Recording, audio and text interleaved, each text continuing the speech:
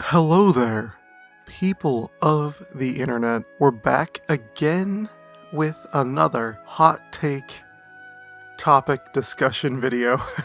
Another one of these videos where I just kind of shoot this shit in front of a microphone and talk to you guys about something video game related. Today I want to talk to you guys about the next generation of video games. Everything about them, from the pre-orders, the price of the consoles themselves, and even the new PC graphics cards from Nvidia, and why they are honestly, so far, not really proving to be worth the hassle that it requires to receive them. The rollout for this tech, this wave of video game technology, has been abysmal, and the justification for searching for an upgrade for a lot of these things is kind of not really existent at the moment.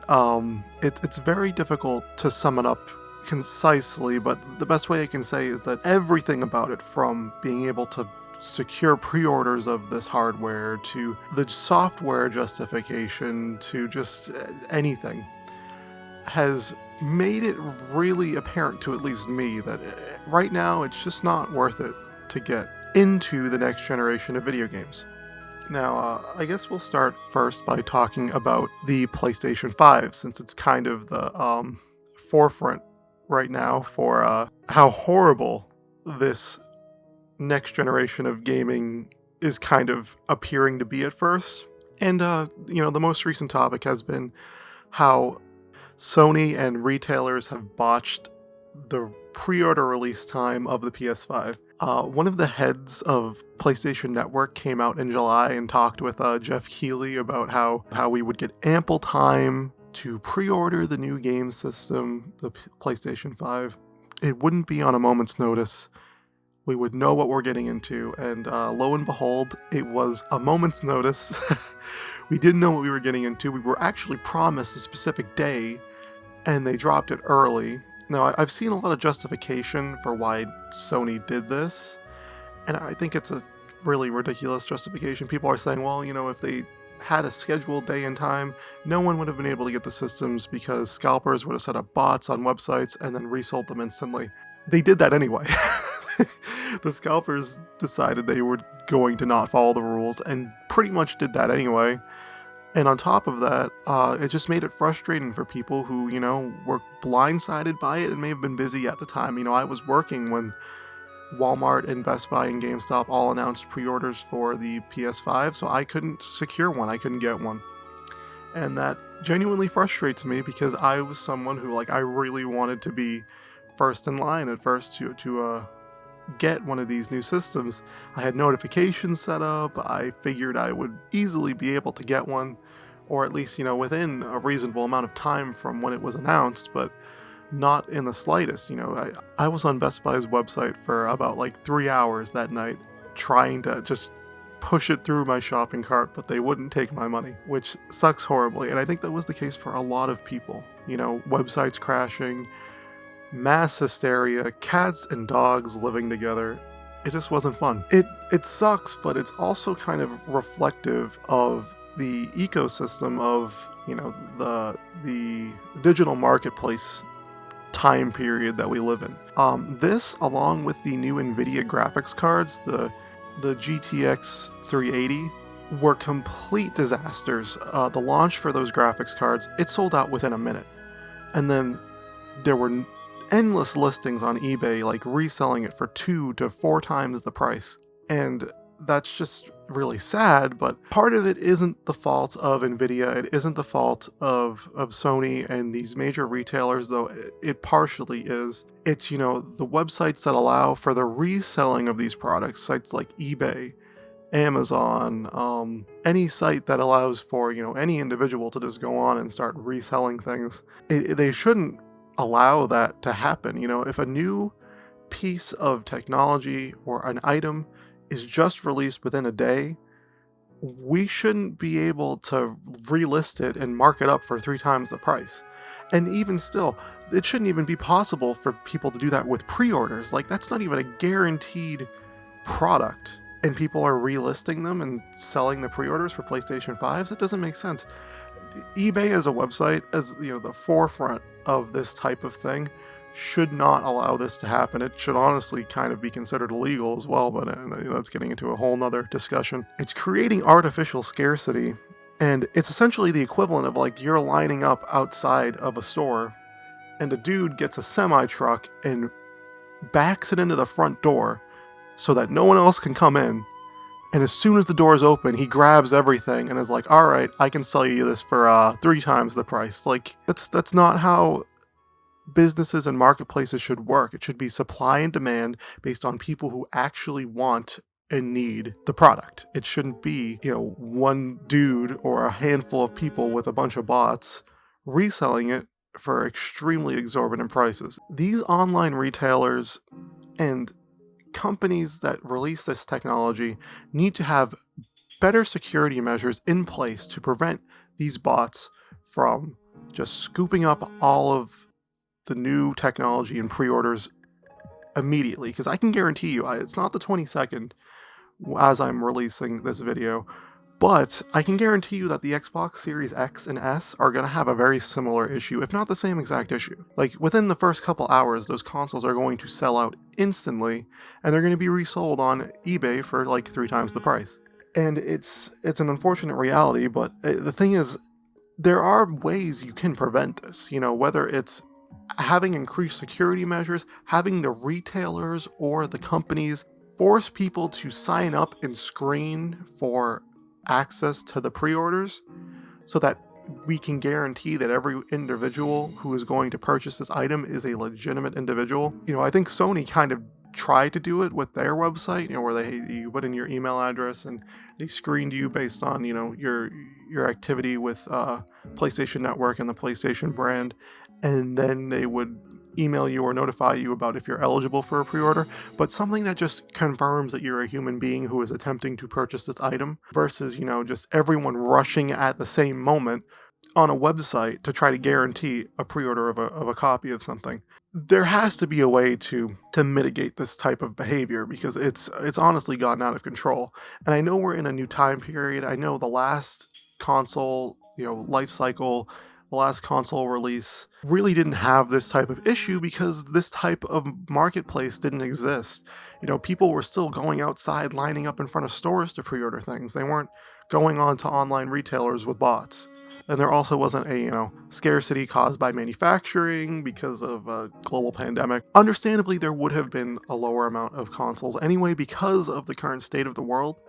But regardless of that, these companies should have been prepared for the worst, and they were not. So that's pretty much the beginning rant of why these pre-orders and the rollout for these pieces of next-gen hardware have been abysmal, but there are also a few other things to talk about regarding like why so far these consoles aren't justifying themselves, at least for the first few months. Now, with Xbox, it would have maybe made sense to either get, if you weren't someone who gamed with a PC and you really wanted to just get an entry-level hardware that was maybe 4K compatible, or, as in terms of the Series S, just a box that you can play next-gen games on. Getting something like Halo Infinite at launch would have kind of justified the entire Xbox Series X and S model, because they're also kind of throwing this new subscription service at you where you can get hundreds of games with a Game Pass, and having this big budget Halo game to push the hardware for people who maybe just wanted to dabble in this new type of technology would have justified it. But without any big exclusive games to be released initially, or really big games in general, the Xbox Series X and S don't really have a marketplace for a lot of people. Why would I buy this new hardware when I could play all of the same games that are coming out on the hardware I already have, the Xbox One or the Xbox One X, and at the same time I could still have access to Game Pass on that as well. Especially now when, a lot of people don't really have readily available access to big 4K TVs or 8K ready machines.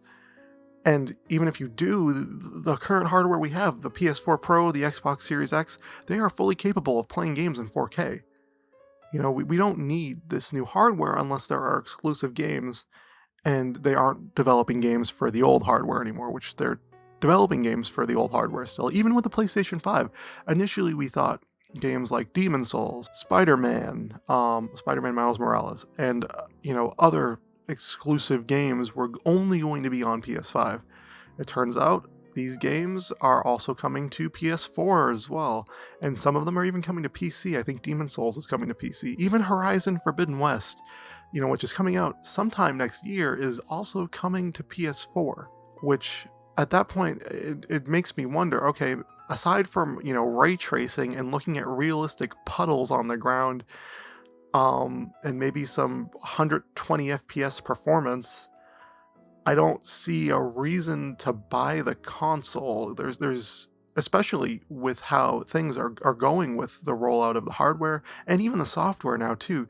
Like, guys, the games for the Xbox Series X and the PS5 are going to cost $10 extra than what they do on the PS4 and Xbox One X. That, like, I don't see the justification for that when the market hasn't really adjusted that much. I don't think game development's going to cost a whole lot more because of, ray tracing and realistic lighting. Like, that doesn't justify an extra $10 to spend on a game. So it just seems very strange to me that we're marking up the prices of these games.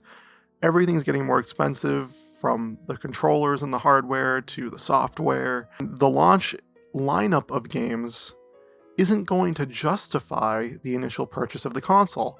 Now, the reason why I feel like they are charging an extra $10 for these games, and they're making the software more expensive, they're making things kind of less easily accessible, is because we're kind of moving towards a digital only consumer base. You can kind of see that with the release of the Series S, which is digital only, and the PS4 or the PS5 discless version, both of which are kind of pushing this new model of subscription service or online retail games and gaming. And I think that's where the kind of future of gaming is going to be heading.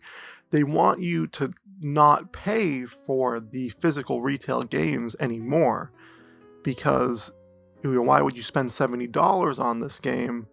Why, okay, let me put it like this. Why would you spend $70 on Halo Infinite when it comes out, when you could just buy Game Pass for $25 a month and get it for free at the launch of Game Pass? It's something that I think is what they're going to try to implant into people's heads, is the idea of, well, they're going to put this on a streaming service, and it's likely going to be available a couple weeks or even the day of on a Netflix-like streaming service for gaming. So instead of me buying this $70 game physically, why don't I just buy into the subscription service? And that way, I don't have to buy the disc, and it doesn't take up shelf space, stuff like that.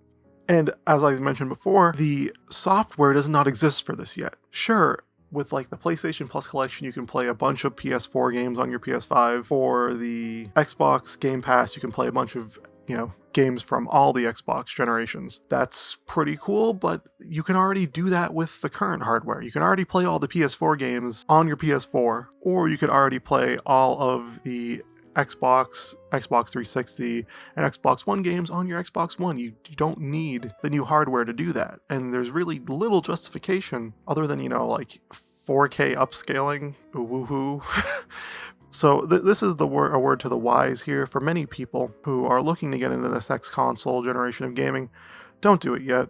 Don't beat your head in over this idea that you have to get this new hardware right now, because at the moment, there is very little value proposition if you're already invested in video games. And let's be real with you, the people who are going to buy this new generation of hardware are the people who are already invested in video games. People like me, who, I own dozens, close to probably 100 of PS4 games. I own a ton of Xbox games. I play on PC. There's really no reason for me to want to pick up this new hardware, because there's no software pushing this hardware for me. There's nothing that's only going to be on this new hardware, that I can only play on this new hardware, and there's very little reason for me to want to play on the new hardware other than, realistic puddles and ray tracing. Maybe when Resident Evil 8 comes out, if that's like only going to be on the next generation of hardware, maybe I'll think about it, maybe. But then I could just get it on my PC too. I don't know. My point in saying is, don't